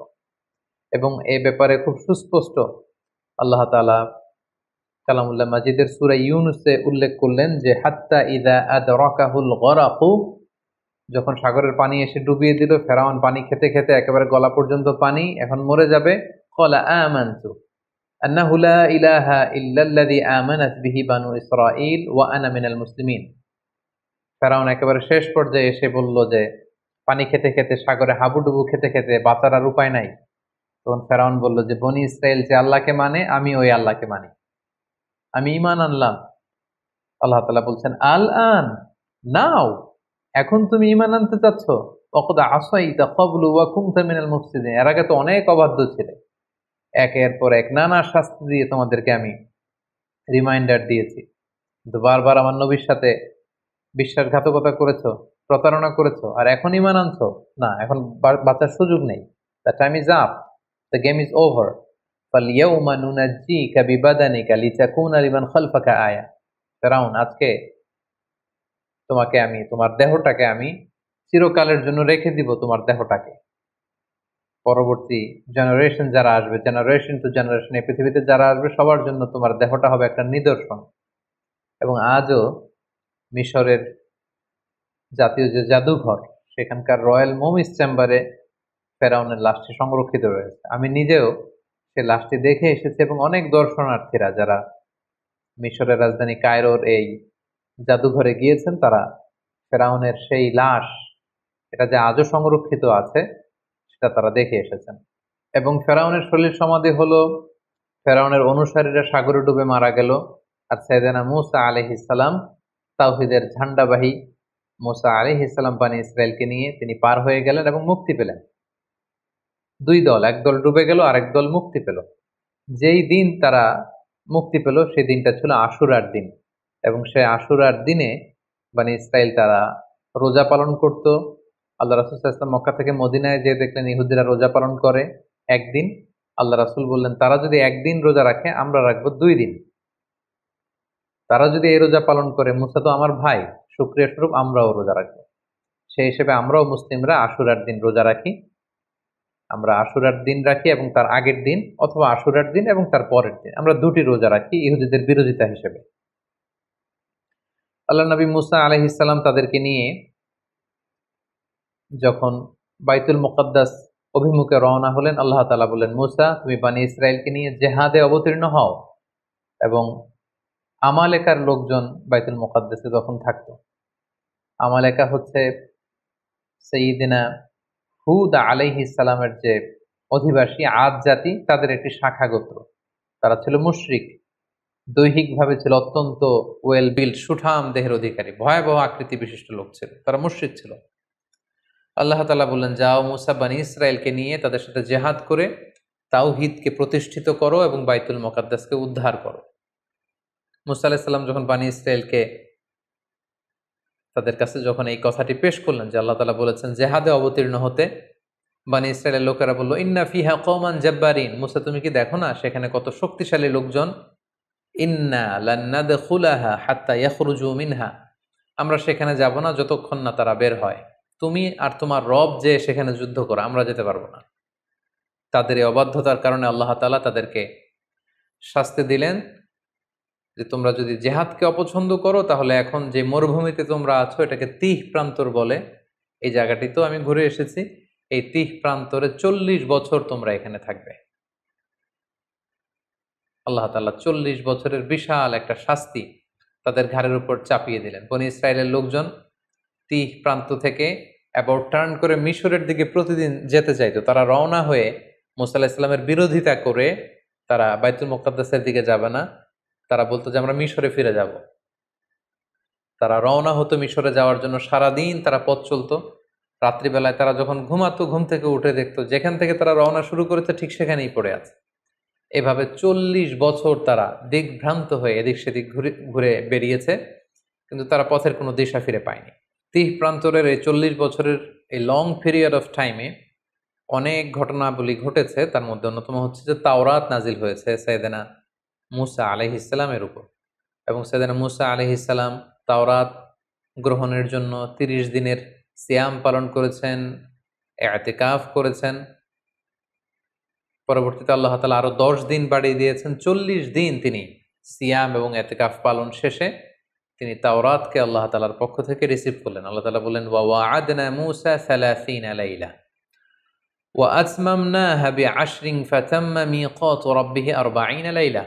আমি মূসাকে প্রতিশ্রুতি দিয়েছিলাম যে 30 দিনের পরে তুমি এই তাওরাতকে রিসিভ করবে, পরবর্তীতে আরো 10 দিন যুক্ত করে 40 দিনের একটা মিকাত বা পিরিয়ড অফ টাইমকে আমি ফিক্স করলাম, এবং তারপরে আমি মূসাকে এই তাওরাত দান করলাম। আল্লাহ তাআলা বললেন, ইন্না আনজালনা তাওরাতা ফিহা হুদা ওয়া নূর, আমি তাওরাতকে নাজিল করেছি, এর মধ্যে আমি হেদায়েত দিয়েছি, এর মধ্যে আমি নূর দিয়েছি। এবং মূসা আলাইহিস সালাম পরবর্তীতে বনী ইসরায়েলের মধ্যে যত নবীরা এসেছে ওনারাও এই তাওরাত দিয়ে মানুষের মাঝে দাওয়াতি কাজ করেছেন। এবং আল্লাহ তাআলা নিজ হাতে কাঠের তক্তা বা ফলকে এই তাওরাতকে তিনি লিপিবদ্ধ করে দিয়েছিলেন। এবং সাইয়েদনা মূসা আলাইহিস সালাম যখন তাওরাতকে রিসিভ করবার জন্য তুর পাহাড়ে চলে যান, তিনি তার ভাই হারুন আলাইহিস সালামকে বনী ইসরায়েলের দায়িত্বশীল করে যান। এবং তিনি এসে দেখেন যে তারা গোবৎস পূজায় লিপ্ত হয়ে গিয়েছে। তিনি ভাইয়ের প্রতি প্রচন্ড রাগ হলেন এবং এটার যে নেপথ্যে ছিল সামিরিকে শাস্তি দিলেন এবং যারা এই শিরকের সাথে জড়িত ছিল আল্লাহ তাআলা তাদেরকে শাস্তির ঘোষণা দিলেন এবং সাইয়েদনা মূসা আলাইহিস সালাম আবার তাদেরকে তাওহীদের দীক্ষায় তিনি দীক্ষিত করলেন। এই 40 বছরের লম্বা সময় আরো একটি ঘটনা ঘটেছে, সেটি হচ্ছে সাইয়েদনা মূসা আলাইহিস সালাম সরাসরি আল্লাহ তাআলার দিদার লাভের জন্য তিনি আবেদন করেছিলেন। আমরা শুরুতে শুনেছি মূসা আলাইহিস সালাম উনি একমাত্র নবী যিনি ছিলেন কালিমুল্লাহ বা নাজিউল্লাহ, সরাসরি আল্লাহর সাথে কথা বলতেন। তো যিনি সরাসরি আল্লাহর সাউন্ডটা শুনতে পান, আল্লাহ তাআলার কথা যিনি উপলব্ধি করতে পারেন, শুনতে পারেন, তার মনের মধ্যে আল্লাহকে দেখার আকাঙ্ক্ষা তো অনেক বেশি থাকবার কথা। তিনি বললেন, রব্বি আরিনি আনজুর ইলাইক, হে আল্লাহ আমি আপনাকে দেখতে চাই। ক্বালা লান তারানি, মূসা এটা সম্ভব না, কখনো তুমি আমাকে দেখতে পাবে না, never you can see me. ওয়ালাকিন ইনজুর ইলাল জাবাল ফাইন ইসতাকাররা মাকানাহু ফাসাউফা তারানি, পাহাড়ের দিকে তাকাও, পাহাড় যদি টিকে থাকে তবে দেখতে পাবে। আল্লাহ তাআলা নূরের তাজাল্লি দিলেন, মূসা আলাইহিস সালাম বেহুশ হয়ে গেলেন আর পুরো পাহাড় ফাজআলাহু দাক্কা ওয়া খাররা মূসা সাইকা, পাহাড় ভেঙে চুরমার হয়ে গেল। মূসা আলাইহিস সালাম বেহুশ হয়ে গেলেন। হুশ ফেরার পরে তিনি আল্লাহ তাআলার কাছে ক্ষমা চাইলেন এবং বললেন, আল্লাহ আপনি যেটা বলেছেন ঠিকই বলেছেন, আসলে এই চর্মচক্ষু দিয়ে এই পৃথিবীতে অবস্থান করে আল্লাহ তাআলাকে দেখা বা আল্লাহ তাআলার দিদার লাভ করা এটি সম্ভব নয়, বরং যারা বিশ্বাসী তারা কিয়ামতের দিন আল্লাহ তাআলার দর্শন লাভে তারা ধন্য হবে। এভাবে 40 বছরের লম্বা সময় নানা ধরনের বায়না ধরেছিল এই বানি ইসরায়েলের লোকজন, অধ্যত্ব প্রকাশ করেছিল, নানা ধরনের হঠকারিতা তারা দেখিয়েছিল। এর মধ্যে একটি হঠকারিতার কথা কোরআনে এসেছে যে তারা দেখেছে কিছু কিছু লোক শিরক করে, মূর্তির পূজা করে। তারা দাবি করেছে যে এই যে আল্লানা ইলাহান কামা লাহুম আলেহা, অর্থাৎ হে মূসা এই সমস্ত লোকদের যেরকম মূর্তি আছে তুমিও মূর্তি এনে দাও, আল্লাহকে না দেখে আবাদত করতে আমাদের ভাল লাগে না। তারা যেমনি একটা জিনিসকে দেখে দেখে আবাদত করে, আমাদেরকে এরকম এনে দাও। মূসা আলাইহিস সালাম রেগে গেলেন, তাদেরকে জাহেল আখ্যা দিলেন। এবং আমরা জানি যে আল্লাহ তাআলা মান্না সালোয়া নামে বিশেষ কিছু খাবার বানি ইসরায়েলকে দিয়েছিলেন। তারা এই খাবার খেতে পছন্দ করলো না। তারা বলল যে লান নাসবিরা আলা তুআমিন ওয়াহিদ, হে মূসা প্রতিদিন এক খাবার ভাল লাগে না। ফাদউ লানা রাব্বাকা ইউখরিজ লানা মিম্মা তুমবিতুল আরদ, তোমার রবকে বলো যে এমন খাবারের ব্যবস্থা করে দিতে যেটা জমিন থেকে উৎপন্ন হয়। মিন বাকলিহা ওয়া কিসাইহা ওয়া ফুমিহা ওয়া আদাসিহা ওয়া বসলিহা, অর্থাৎ জমিন থেকে রসুন, পেঁয়াজ, ডাল, শসা, শাক সবজি এগুলো রান্না হবে, রসুন দিয়ে ভাগার দিয়ে আমরা খাবার খাবো, এটা আমাদের ভাল লাগে, আল্লাহর দেয়া খাবার আমাদের ভাল লাগে না। এরপর তারা আবার বায়না ধরেছিল যে লান নুমিনা লাকা হাত্তা নারাল্লাহা জাহারা, হে মূসা আল্লাহকে না দেখে আমরা আর ইবাদত করতে পারবো না, আগে আল্লাহকে দেখাও তারপরে আমরা ইবাদত করব। এভাবে একের পর এক তারা নানা ধরনের বায়না ধরতে লাগলো, অধ্যত্ততা প্রদর্শন করতে লাগলো, আল্লাহর পাঠানো রাসূল মূসা আলাইহিস সালামের কথার বিরোধিতা করতে লাগলো। সূরা বাকারাতে একটি ঘটনা উল্লেখ হয়েছে তাদের অবাধ্যতার, তাদের গোয়ার্তুমির একটা উদাহরণ আল্লাহ তাআলা এভাবে টেনেছেন। বনি ইসরায়েলের একজন লোক মৃত্যুবরণ করে, এই লোকের হত্যাকারীকে সবাই বলল যে মূসা আমরা কেউ জানি না এর হত্যাকারীকে, এই কিলারকে তুমি খুঁজে বের করো, তোমার আল্লাহকে জিজ্ঞেস করো যে কে এই হত্যাকারী। মূসা আলাইহিস সালাম যখন আল্লাহর কাছে দোয়া করলেন, আল্লাহ বললেন একটা গরু জবাই করে সেই গরুর গোশত দিয়ে যখন সেই মৃত ব্যক্তির গায়ে টাচ করা হবে, সে মৃত থেকে জীবিত হয়ে নিজেই বলে দিবে কে হত্যাকারী। তো আল্লাহ তাআলার আদেশ পালনের জন্য একটা যে কোনো গরু ধরে জবাই করে সেটার গোশত দিয়ে মৃত ব্যক্তির গায়ে লাগালেই কিন্তু সে জীবিত হয়ে হত্যাকারীর কথা বলে দিত।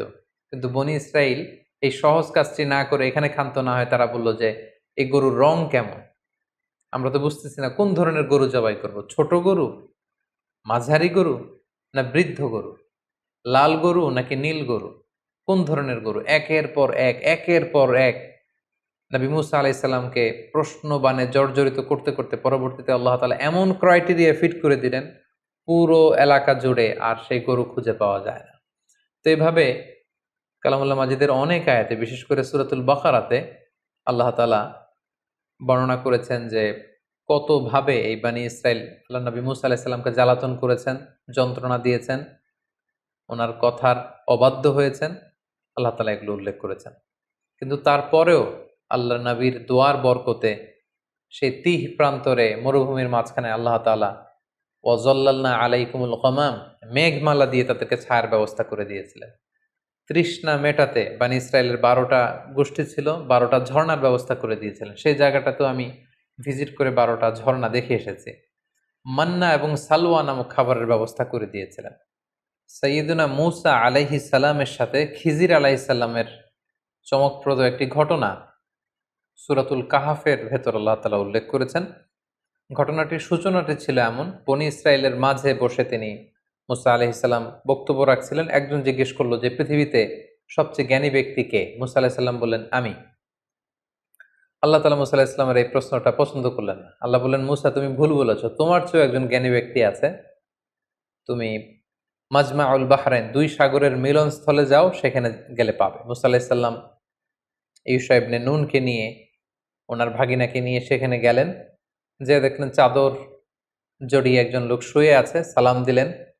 চাদরের ভেতর থেকে তিনি সালামের উত্তর দিলেন এবং বললেন, কে? মূসা আলাইহিস সালাম বললেন, আমি মূসা। ভেতরের লোকটি বলল, বনি ইসরায়েলের নবী মূসা? মূসা আলাইহিস সালাম বললেন, হ্যাঁ। তারপর তিনি চাদর সরালেন, মূসা আলাইহিস সালাম ওনার সাথে কথা বললেন এবং মূসা আলাইহিস সালাম বললেন যে আমি শুনেছি আপনি অনেক জ্ঞানী, আমি আপনার কাছ থেকে কিছু জ্ঞান আহরণ করতে চাই। খিজির আলাইহিস সালাম বললেন যে না, আমাকে আল্লাহ তাআলা যেই জ্ঞান দিয়েছে সেটা রিসিভ করার ধৈর্য আপনার নেই, আপনি পারবেন না, আপনি ফিরে যান। মূসা আলাইহিস সালাম ওনাকে অনেক জোর করলেন। তিনি বললেন যে আপনি যদি অনুমতি দেন, আমি আপনার সাথে একটা সফর করতে চাই, কিছুদিন আপনার খেদমতে থেকে, আপনার সাথে থেকে, আপনার অ্যাকম্পানি নিয়ে আমি আপনার থেকে কিছু নলেজ নিতে চাই। কিন্তু খিজির আলাইহিস সালাম বরাবরের মতো তিনি বলছেন, নো, এটা আপনি পারবেন না, কারণ ইন্নাকা লান তাস্তাতিয়া মাইয়া সবরা, ওই ধৈর্য, ওই প্যাশন্স আপনার মধ্যে নেই, আপনি পারবেন না। মূসা আলাইহিস সালামের জোরাজোরিতে তিনি রাজি হলেন। তখন বললেন যে ঠিক আছে, শর্ত হচ্ছে আমার সাথে চলতে ফিরতে আমার কাজগুলো শুধু অবজারভেশন করা যাবে, কিন্তু প্রশ্ন করা যাবে না। মূসা আলাইহিস সালাম বললেন, ঠিক আছে, চলেন। যেতে যেতে একটা নদী পেলেন, তিনি নৌকায় উঠলেন। নৌকার লোকজন তাদেরকে পার করে দিল টাকা নেওয়া ছাড়া ওই পাড়ে। তিনি ওই পাড়ে যেয়ে নৌকাটাকে ছিদ্র করে দিলেন। মূসা আলাইহিস সালাম বললেন, এটা আপনি কেমন কাজ করলেন? তারা আমাদেরকে ফ্রিতে বিনা টাকায় নদী পারাপার করে দিল, আপনি নৌকা ছিদ্র করে দিলেন? খিজির আলাইহিস সালাম বললেন, এই তো, আমি তো আগেই বলেছি যে আপনি আমার সাথে কন্টিনিউ করতে পারবেন না, আপনি তো প্রশ্ন করে ফেললেন। মূসা আলাইহিস সালাম বললেন যে আমি ক্ষমা চাই, এরপর থেকে আমি আর কোনো প্রশ্ন করব না। খিজির আলাইহিস সালাম ওনার এক্সকিউজ গ্রহণ করলেন, আবার চলতে আরম্ভ করলেন। হঠাৎ একটা ছোট বাচ্চাকে খেলতে দেখে বাচ্চাটাকে ধরে খিজির আলাইহিস সালাম হত্যা করে ফেললেন। মূসা আলাইহিস সালাম বললেন, এটা আপনি কি করলেন? একটা নিরীহ নিষ্পাপ মাসুম বাচ্চাকে আপনি হত্যা করলেন? সেদিন খিজির আলাইহিস সালাম বললেন, আবারও আপনি আপনার প্রমিসকে ভঙ্গ করেছেন, আবার আপনি প্রশ্ন করেছেন, আর সামনে আপনাকে নিয়ে এগোনো যাবে না, আপনি এখান থেকেই চলে যান। সেদিন মূসা আলাইহিস সালাম বললেন যে আমি আবারও দুঃখ প্রকাশ করছি, আরেকবার আপনি আমাকে সুযোগ দেন, এরপরে যদি আমি প্রশ্ন করি তাহলে হাদা ফিরাকু বাইনি ওয়া বাইনাক, আর কোনো কথা আমার থাকবে না। খিজির আলাইহিস সালাম মেনে নিলেন, আবার চলতে আরম্ভ করলেন। এবার দুজনই খুব ক্ষুধার্ত। এক ইহুদি বসতির সামনে যেয়ে তিনি বললেন যে আমাদেরকে কি কোনো খাবার দেয়া যাবে? আমরা দুজন অত্যন্ত ক্ষুধার্ত। তারা বলল যে না, আমরা খাবার দিতে পারবো না। ওনারা এই বাড়ি থেকে বের হয়ে আসার সময় দেখলেন বাড়ির চারদিকে একটা দেয়াল ভেঙে পড়বার মতো উপক্রম। খিজির আলাইহিস সালাম উনি বললেন, আসুন মুসা, আমরা এই দেয়ালটাকে ঠিক করে দেই। এমনি নবী মুসা আলাইহিস সালাম ক্ষুধার্ত, খিজির আলাইহিস সালাম তিনিও ক্ষুধার্ত। মুসা আলাইহিস সালামকে সাথে নিয়ে ওনারা দেয়াল ঠিক করতে লাগলেন। বাড়ির চারদিকে দেয়ালটাকে সুন্দরভাবে ওনারা ঠিক করে দিয়ে চলে যাবেন। ক্ষুধার্ত নবী মুসা আলাইহিস সালাম আর ধৈর্য ধারণ করতে পারলেন না। উনি বললেন, এটা একটা কাজ হলো? আমরা ক্ষুধার্ত খাবার চাইলাম, তারা তো খাবার দিলই না, আপনি ওই বাড়ির চারদিকের দেয়ালকে ঠিক করে দিলেন। আর দেয়াল ঠিক করলেন ভালো কথা, এই দেয়াল ঠিক করার বিনিময়টা তো নিতে পারতেন, এটার যে পারিশ্রমিক এটাও তো নিলেন না। এবার খিজির আলাইহিস সালাম বললেন, না, ক্বালা হাযা ফিরাকু বাইনি ওয়া বাইনিক, এটাই হচ্ছে তোমার আর আমার মাঝে ফেরাক, আপনাকে নিয়ে আর সামনের দিকে যাওয়া যাবে না। এবার আপনি শুনুন কেন আমি এই কাজগুলো করেছি। প্রথমে যারা আমাদেরকে ফ্রিতে নদী পারাপার করে দিয়েছিল তাদের নৌকা ছিদ্র করেছে এ কারণে, এলাকায় একজন অত্যাচারী বাদশাহ রয়েছে, সে যাদেরই নৌকা পায় সেই নৌকাগুলো সিজ করে নিয়ে যায়, লুটতরাজ করে। কিন্তু আমি তাদের নৌকা ছিদ্র করে দেওয়ার কারণে এই নৌকাটাকে বাদশাহ আর সিজ করবে না বা নিয়ে যাবে না। ফলে নৌকার মালিক ওইটাকে রিপেয়ার করে তারা চলতে পারবে, তাদের জীবন চলে যাবে। কিন্তু যদি নৌকাটা একেবারে নিখুঁত থাকতো, সেটাকে তারা আর বাঁচিয়ে রাখতে পারতো না ওই বাদশার হাত থেকে। দ্বিতীয় ছোট বাচ্চাকে যে আমি হত্যা করেছি, আল্লাহ তাআলা আমাকে জানিয়েছে সে অনেক বড় সন্ত্রাস হবে, এলাকার ফাসাদ সৃষ্টিকারী হবে, তার মা বাবাকে সে হয়তো জাহান্নামী বানাবে। এজন্য আল্লাহ তাআলার আদেশে আমি তাকে হত্যা করেছি, আমার নিজের ইচ্ছায় নয়। এবং আশা করছি আল্লাহ তাআলা পরবর্তীতে এই কাপলকে, এই দম্পতিকে হয়তো এমন এক সন্তান দান করবে যাদের মাধ্যমে তারা খুশি হবে। এবং তৃতীয় পর্যায়ে যেই ফ্যামিলির দেয়াল আমি ঠিক করে দিয়েছি, ওই ফ্যামিলিতে দুজন ইয়াতিম আছে যাদের বাবা মা ছিল অত্যন্ত ভালো মানুষ, এবং তাদের দেয়ালের নিচে আছে তাদের বাবার রেখে যাওয়া গুপ্তধন। এই দেয়াল যদি ভেঙে পড়তো, এই গুপ্তধন অন্যান্যরা এখান থেকে কেড়ে নিত। তাই আমি চেয়েছি যে তারা বড় হয়ে তাদের নিজেদের গুপ্তধন থেকে নিজেরা যেন উপকৃত হয়। এই জ্ঞান আল্লাহ তাআলা আমাকে দান করেছে, যেটা আল্লাহ তাআলা আপনাকে দান করেননি। এবং এই ঘটনার পর থেকে আর সামনে আপনাকে নিয়ে আমি চলতেও পারবো না। এই ছিল সাইয়েদনা মূসা আলাইহিস সালামের সাথে সাইয়েদনা খিজির আলাইহিস সালামের লম্বা ঘটনা। এছাড়াও বিভিন্ন সহিহ হাদিসে সাইয়েদনা মূসা আলাইহিস সালামের ব্যাপারে অনেক ঘটনা উল্লেখ রয়েছে। তার মধ্যে থেকে দুই একটি ঘটনা আমরা এখানে উল্লেখ করি। আমরা সহিহ মুসলিমের একটি বর্ণনা থেকে জানতে পারি যে আল্লাহ রাসূল সাল্লাল্লাহু আলাইহি ওয়াসাল্লাম যখন মেরাজের রাতে বিভিন্ন নবীদের সাথে দেখা করেন, সেখানে মূসা আলাইহিস সালামের সাথে দেখা করেছিলেন। এবং আল্লাহ তাআলা আমাদের জন্য 50 ওয়াক্ত সালাত বিশ্বনবীকে উপহার দিয়েছিলেন। রাসূল সাল্লাল্লাহু আলাইহি ওয়াসাল্লাম সেই সালাত নিয়ে যখন নেমে আসছিলেন, মূসা আলাইহিস সালাম জিজ্ঞেস করলেন যে আল্লাহ তাআলা আপনাকে কি দিয়েছেন? আল্লাহ রাসূল সাল্লাল্লাহু আলাইহি ওয়াসাল্লাম বললেন যে 50 ওয়াক্ত সালাত। মূসা আলাইহিস সালাম বললেন, সর্বনাশ, আপনার উম্মত তো 50 ওয়াক্ত সালাত পড়বে না, আপনি যান কমিয়ে নিয়ে আসেন, কমিয়ে নিয়ে আসতে পারলে ভালো হবে। আল্লাহ নবী সাল্লাল্লাহু আলাইহি ওয়াসাল্লাম গেলেন, 5 ওয়াক্ত কমিয়ে 45 ওয়াক্ত নিয়ে আসলেন। মূসা আলাইহিস সালাম বললেন, পড়বে না, আবার যান কমিয়ে নিয়ে আসেন। এভাবে 9 বার আল্লাহ রাসূল সাল্লাল্লাহু আলাইহি ওয়াসাল্লামকে মূসা আলাইহিস সালাম পাঠিয়েছেন। এবং মূসা আলাইহিস সালামের এই নেগোসিয়েশনের ফলে, বারবার রাসূল সাল্লাল্লাহু আলাইহি ওয়াসাল্লামকে পাঠানোর ফলে আমরা 50 ওয়াক্ত থেকে কমিয়ে এটাকে 5 ওয়াক্ত সালাত হিসেবে পেয়েছি।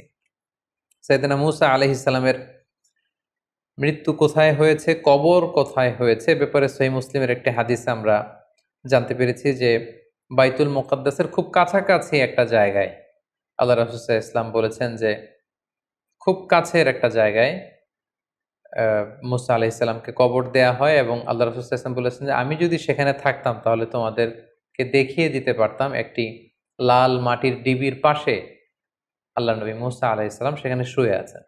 সম্মানিত সুধী, এই পর্যায়ে আমরা সাইয়েদনা মূসা আলাইহিস সালামের জীবন থেকে কিছু লাইফ লেসন, যেগুলো আমাদের জীবনে কাজে লাগতে পারে, সেদিকে আমরা যাব।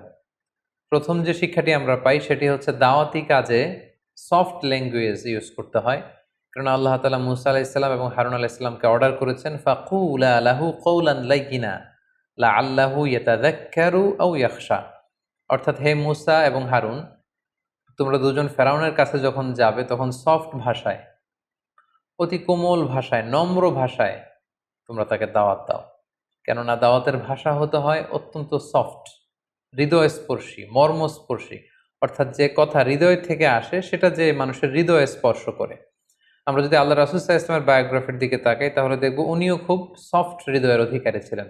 আল্লাহ তাআলা বলছেন, ফাবিমা রাহমাতিম মিনাল্লাহি লিনতা লাহুম, হে নবী, আপনি আল্লাহর মেহেরবানিতে নরম হৃদয়ের অধিকারী হয়েছেন। ওয়ালাউ কুনতা ফাদদান গলিযাল কলবি লানফাদ্দু মিন হাওলিক, আপনি যদি কর্কশ ভাষী হতেন, আপনি যদি রূঢ় ভাষী হতেন, আপনি যদি কঠোর হৃদয়ের অধিকারী হতেন, কেউ আপনার কাছে আসতো না। এখন যেমনি সাহাবারা আপনার চারদিক ঘিরে রাখে, আপনার কোমলতা, আপনার সফটনেস, আপনার নম্র এবং উত্তম আচরণের কারণে সবাই যেমনি আপনাকে ঘিরে রাখে, আপনি যদি কর্কশ ভাষী হতেন কেউ আপনার কাছে আসতো না। মূসা আলাইহিস সালামের জীবনী থেকে দ্বিতীয় শিক্ষা হচ্ছে আল্লাহ তাআলার বিজয় বা সাহায্যের জন্য আমাদের পক্ষ থেকে প্রাণান্তকর প্রচেষ্টাটা জরুরি। আমরা যদি চেষ্টাই না করি তাহলে আল্লাহ তাআলার সাহায্য পাওয়ার কোনো সম্ভাবনা নেই। আমাদের অনেকে আছে যারা হাত গুটিয়ে বসে থাকে, কোনো ধরনের চেষ্টা, প্রচেষ্টা, প্ল্যানিং, ভিশন তাদের মধ্যে নেই, কিন্তু তারা আল্লাহ তাআলার সাহায্যের দিকে তাকিয়ে থাকে। আমরা যদি মূসা আলাইহিস সালামের জীবনের দিকে খেয়াল করি, আল্লাহ তাআলা বলেছেন যে হে বনী ইসরাইল, তোমরা মুসা আলাইহিস সালামের সাথে করে বেরিয়ে পড়ো। এবং পুরো বনি ইসরায়েলের বিশাল গোষ্ঠী কিন্তু আল্লাহ নবী মুসা আলাইহিসসালামের প্রতি আনুগত্য দেখে ওনারা বেরিয়ে পড়েছিল।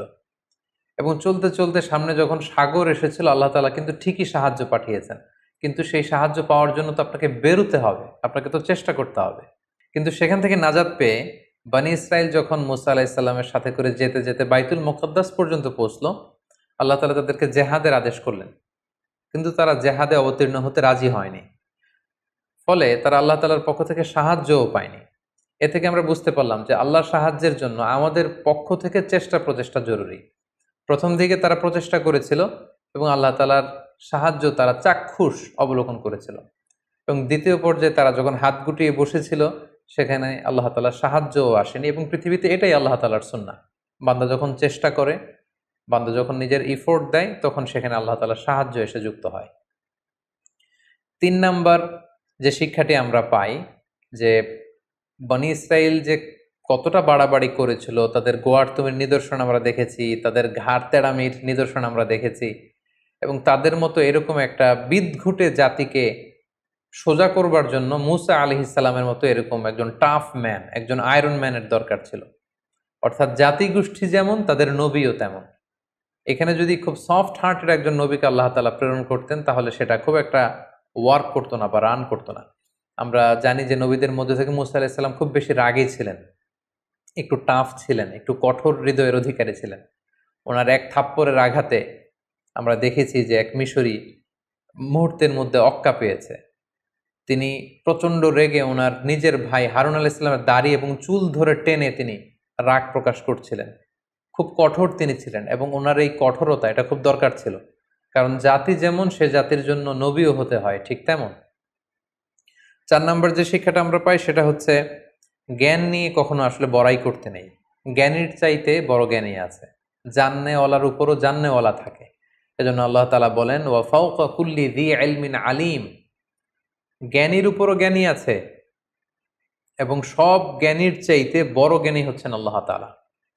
মুসা আলাইহিস সালামকে যখন প্রশ্ন করা হয়েছিল কে সবচাইতে জ্ঞানী, আল্লাহ তাআলা পছন্দ করছিলেন যে আমার নবী মুসা যদি বলতো যে আমি জানি না, আল্লাহই সবচেয়ে বড় জ্ঞানী।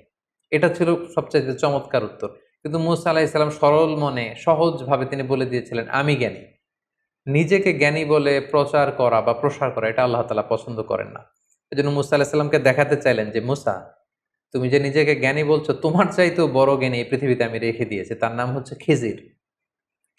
এই ঘটনার মানে এটা না যে মুসা আলাইহিস সালামের চেয়ে খিজির আলাইহিস সালাম বেশি জ্ঞানী। ব্যাপারটা ছিল মুসা আলাইহিস সালামকে আল্লাহ এমন জ্ঞান দিয়েছিলেন যেটা আল্লাহ তাআলা খিজির আলাইহিস সালামকে দেননি, এবং খিজির আলাইহিস সালামকে আল্লাহ তাআলা এমন জ্ঞান দিয়েছিলেন যে জ্ঞান আল্লাহ তাআলা মুসা আলাইহিস সালামকে দেননি। তাই মুসা আলাইহিস সালামকে আরো বিনয় শেখাবার জন্য, জ্ঞানের প্রসঙ্গ আসলে ভবিষ্যতে মুসা আলাইহিস সালাম যেন নিজের দিকে ইঙ্গিত না করে সবচেয়ে বড় জ্ঞানী আল্লাহ তাআলা, এভাবে যেন আল্লাহর দিকে ফিরিয়ে দেন, এই শিক্ষাটা আল্লাহ তাআলা মুসা আলাইহিস সালামকে দিতে চাইলেন। এ থেকে আমরা বুঝতে পারলাম যে জ্ঞানীর চাইতেও বড় জ্ঞানী আছে, জান্নেওয়ালার উপরও জান্নেওয়ালা থাকে, এবং জ্ঞান নিয়ে কখনো বড়াই করতে নেই। সর্বশেষ যে শিক্ষাটা আমরা পাই সেটা হচ্ছে travelling in search of knowledge. আপনি যদি জ্ঞান অর্জন করতে চান, আপনাকে সফর করতে হবে। আপনার নিজ ভূখণ্ডে বসে থাকলেই যে সব জ্ঞান অর্জিত হয়ে যাবে এমনটা নয়। যদি সুযোগ হয় আপনার এলাকার স্কলারদের সাথে আপনি যোগাযোগ করে জ্ঞান অর্জন করবেন, এবং দেশের বাইরে যে সফর করে যদি আপনার জ্ঞান অর্জনের সুযোগ থাকে, সেটা আপনাকে করতে হবে। আমার মুসা আলাইহিস সালামের জীবনী থেকে কিন্তু এটা আমরা দেখলাম যে তিনি শুধু মিশরেই বসে থাকেননি, তিনি 2 সাগরের মিলনস্থলে সফর করেছেন। খিজির আলাইহিস সালামের সাথে এই দেশ থেকে ওই দেশ, সেখান থেকে ওখানে ঘুরে ঘুরে তিনি বিভিন্ন জ্ঞান অর্জন করতে চেয়েছেন। তাই আমরা যারা জ্ঞান অর্জন করতে চাই, আমাদেরকেও সাইয়েদনা মুসা আলাইহিস সালামের ফুটস্টেপ অনুসরণ করে ট্রাভেলিং করতে হবে ইন সার্চ অফ নলেজ। আল্লাহ তাআলা আমাদের সবাইকে কথাগুলো বুঝার ও আমল করবার তৌফিক দান করুক। হাযা মা ইনদি ওয়াল ইলমু ইনদাল্লাহ আলাইহি তাওয়াক্কালতু ওয়া ইলাইহি উনীব। ওয়াসসালামু আলাইকুম ওয়া রাহমাতুল্লাহি ওয়া বারাকাতুহু।